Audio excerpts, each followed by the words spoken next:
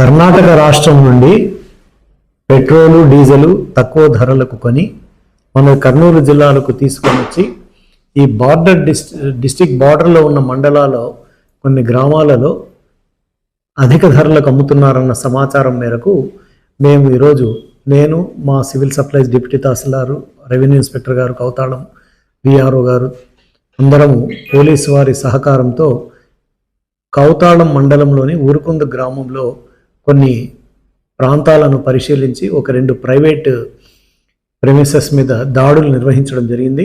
ఈ దాడులలో దాదాపుగా 1060 లీటర్ల డీజిలు 155 లీటర్ల పెట్రోలు వారి వద్ద నుంచి అక్రమంగా నిల్వ ఉంచిన పెట్రోల్ని డీజిల్ని స్వాధీనం చేసుకొని వాళ్ళపైన నిత్యావసర సరుకుల చట్టంలోని సెక్షన్ 6A కింద కేసు నమోదు చేసి జాయింట్ కలెక్టర్ గారికి నివేదిస్తున్నాము.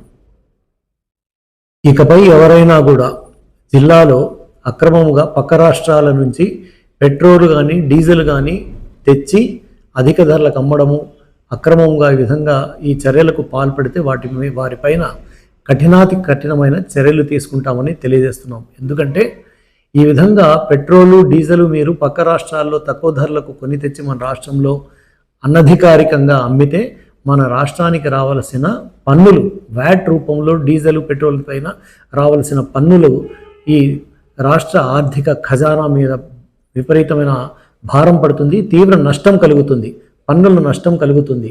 రెండవది, ఇంత భారీ మోతాదుల్లో మీరు చిన్న కిరాణా షాపుల్లో తర్వాత ఈ చిన్న ఇండ్లలో మీరు నిల్వలు ఉంచితే ఒకవేళ ఏదైనా చిన్న అగ్ని ప్రమాదం జరిగినా అవి బ్లాస్ట్ అయిపోయి డీజిల్ పెట్రోలు అవి ఇన్ఫ్లేమబుల్ మెటీరియల్ కాబట్టి మీ ప్రాణ నష్టానికి మీ ఇల్లే కాకుండా చుట్టుపక్కల ఇల్లు కూడా దగ్ధమయ్యే పరిస్థితి, తద్వారా ప్రజలకు ప్రాణ నష్టము ఆస్తి నష్టం జరిగే అవకాశం ఉంది. కాబట్టి ఈ విధంగా అనధికారికంగా అన్సేఫ్గా మీరు ఇటువంటి యాక్టివిటీస్కి ఎవరైనా పాల్పడితే మీ మీద ఇటువంటి చర్యలకు పాల్పడే వారిపైన తీవ్రమైన చర్యలు తీసుకోబడతాయని తెలియజేస్తున్నాం.